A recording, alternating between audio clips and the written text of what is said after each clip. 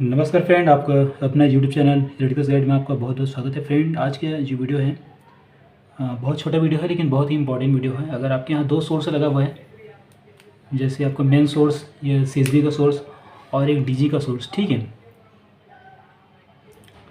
और आप डीजी चालू कर रहे हैं, उसके बाद में आपका सीएसबी आ जाता है, लेकिन आपका डीजी का आवाज़ में पता ही नहीं चलता कि सीएसबी आ रहा है ना। तो उस कंडीशन में आप चाहते हैं कि डीजी के बाद अगर सीएसबी आए तो उस समय आपको कुछ अलार्मिंग मिले। तो उसके लिए हम लोग एक वायरिंग करते हैं, जिसके द्वारा जब भी सीएसबी आएगा कुछ सेकंड के लिए आपको अलार्मिंग सुनाई देगा, यानी कि बजर आपको सुनाई देगा, और आप उसे जान पाएंगे कि हाँ, हमारा इलेक्ट्रिक सप्लाई आ गया है। आपको डीजी को बंद करना है और चेंज ओवर को आपको चेंज कर देना है, ठीक है। तो जैसे ये हमने दो सोर्स बनाया, ये आपका मेन सोर्स है, ये आपका डीजी का सोर्स है, यहाँ पे एक चेंज ओवर है। अब कॉमन सप्लाई आ रहा है हमारा इधर, है ना, लोड में। तो जब भी हमारा इलेक्ट्रिसिटी बंद हो जाता है तो हमको पता चल जाता है कि इलेक्ट्रिसिटी बंद हो गया। फिर डीजी चालू करके हम लोग चेंज ओवर को घुमा के क्या करते हैं, सप्लाई ले लेते हैं। लेकिन जब इलेक्ट्रिक बोर्ड का सप्लाई आता है तो उस समय हमको पता नहीं चलता कि इलेक्ट्रिक बोर्ड का सप्लाई आ गया। उसके लिए हम लोग एक ऐसा वायरिंग करते हैं जिसमें इलेक्ट्रिक बोर्ड का सप्लाई आएगा तो कुछ सेकंड के लिए क्या करेगा, एक अलार्म जो है हमको बजेगा, आवाज़ आएगा, और इससे हमको समझ में आ जाएगा कि हाँ, हमारा इलेक्ट्रिक बोर्ड का सप्लाई आ गया। अब हमको डीजी बंद करना है, चेंज ओवर को आपको ऑपरेट करना है। तो ये मैनुअल चेंज ओवर है, तब उस कंडीशन में ज़रूरत पड़ रहा है। लेकिन जब ऑटोमेटिक या एटीएस होता है, ऑटो ट्रांसफर स्विच होता है, उस कंडीशन में ऐसा रिक्वायरमेंट नहीं पड़ता। क्योंकि उस समय क्या होता है कि जो आपका एटीएस कंट्रोलर रहता है वो उसमें सेंसर लगा रहता है, और वो सेंस करके ऑटोमेटिक सीएसबी को प्रेफरेंस देकर सीएसबी को चालू कर देता है, डीजी को बंद कर देता है, ठीक है। तो चलिए, मैनुअल के लिए ये है, ऑटो के लिए भी मैं आप लोगों को नेक्स्ट वीडियो में बता दूंगा। तो आज हम लोग इसको समझ लेते हैं, ठीक है। तो मैनुअल के लिए वायरिंग क्या करना है, आपको इलेक्ट्रिक बोर्ड का सप्लाई का एक फेस लेना है, ठीक है, एक कंट्रोल एमसीबी देना है, वहाँ से मैं टाइमर को सप्लाई दे दूँगा, और टाइमर का जो एनो पॉइंट है उससे ऑक्सिलरी कॉन्टेक्टर को सप्लाई दूंगा, और ऑक्सिलरी कॉन्टेक्टर के जो एनो पॉइंट है उससे मैं हूटर को सप्लाई दूंगा, ऑक्सिलरी सप्लाई, ठीक है। तो यहाँ पे मैंने एनो पॉइंट बनाया नहीं, यहाँ पे मैं एनो आपको बना देता हूँ। तो देखिए, यहाँ पे मैंने टाइमर का एनो बना दिया है। तो टाइमर के एनो से हम लोग ऑक्सिलरी कॉन्टेक्टर को ऑपरेट करेंगे, और ऑक्सिलरी कॉन्टेक्टर के एनो से हम हूटर को ऑपरेट करेंगे, ठीक है। आप डायरेक्ट चाहे तो हूटर को भी सप्लाई दे सकते हैं टाइमर के एनो से, बट मैंने ऑक्सिलरी कॉन्टेक्टर यहाँ पे यूज़ किया है, ताकि वोल्टेज में अगर कभी सिचुएशन हो या एम्पेयर में कोई सिचुएशन कभी प्रॉब्लम हो तो आपका कॉन्टेक्टर ख़राब हो, ना कि आपका हूटर ख़राब हो, ठीक है। तो चलिए इसका वायरिंग कर लेते हैं। वायरिंग कैसे करते हैं मैं आप लोगों को फटाफट बता देता हूँ। इसके लिए सबसे पहले रिक्वायरमेंट जो सामान है वो हम देख लेते हैं। तो मैंने यहाँ पे सामान रख लिया है, एक आपका एमसीबी रख लिया, एक टाइमर रख लिया है, ये जो टाइमर है स्टार लीटर टाइमर है, एक ऑक्सिजन कॉन्टेक्टर रखा है, और इसके अलावा एक मैंने हूटर यहाँ पे ले लेता हूँ, है ना, ये मैंने हूटर ले लिया। वायरिंग करेंगे, और जब भी इलेक्ट्रिक बोर्ड का सप्लाई आएगा तो कुछ देर के लिए हमारा हूटर कैसे करेगा, ये बचेगा। तो सबसे पहले मैंने फेस वाला सप्लाई किस में देना है, एमसीबी में देना है, कंट्रोल एमसीबी में। तो एमसीबी में दे देता हूँ।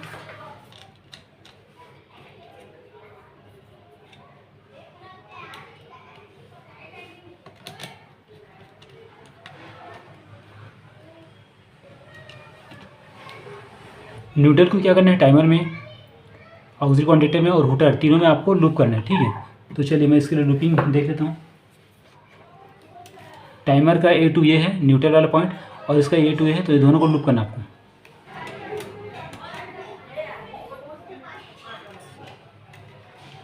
ये न्यूट्रल मैंने कनेक्ट कर रहा हूँ, ठीक है, लूपिंग कर रहा हूँ अभी।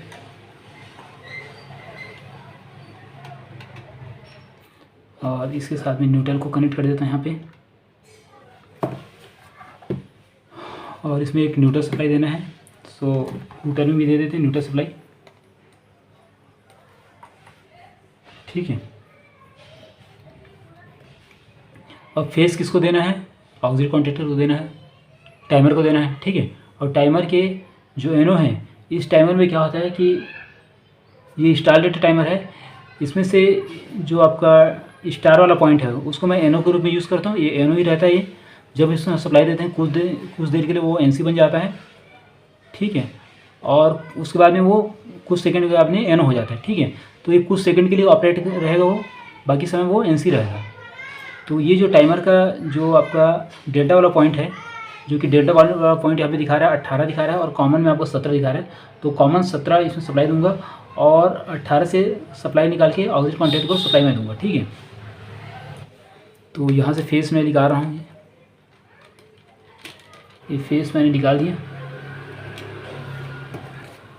इस फेस सप्लाई को टाइमर के कॉमन में दूंगा, जो कि यहाँ पे 17 दिखा रही है,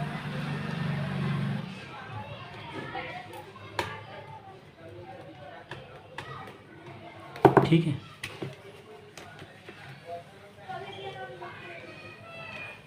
अब इसी कॉमन सप्लाई को किस में देना है, आपका A2 भी कनेक्ट रहेगा ये, क्योंकि इसको कॉइल को सप्लाई देना है। जैसे सप्लाई आएगा तो इसको कॉइल में सप्लाई आना चाहिए।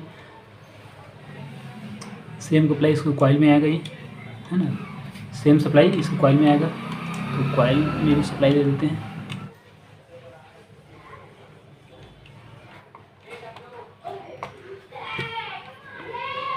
ठीक है।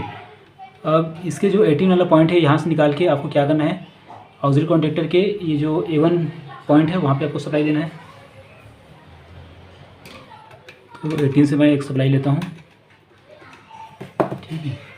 और इस सप्लाई को क्या डालूँगा मैं,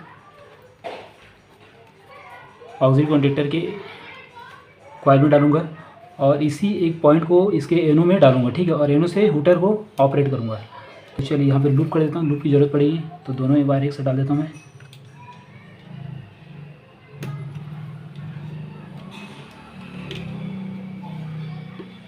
यहाँ से आप एनो ले लीजिए, एनो सप्लाई दे दो, ये एनो है और इस एनो से निकाल के इसको कॉइल में सप्लाई देना है ना।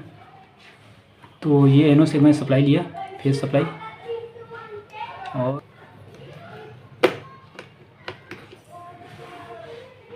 ये सप्लाई मैंने यहाँ पे डाल दिया।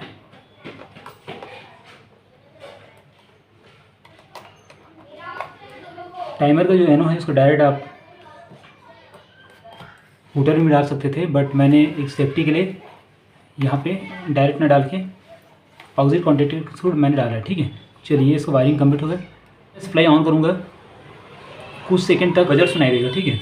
तो चलिए सप्लाई ऑन करते हैं। जैसे ही मैं MCB ऑन करूँगा यानी CSB का सप्लाई आएगा, मेरा हुटर कुछ सेकंड के लिए चलेगा और उसके बाद ऑफ हो जाएगा, ठीक है।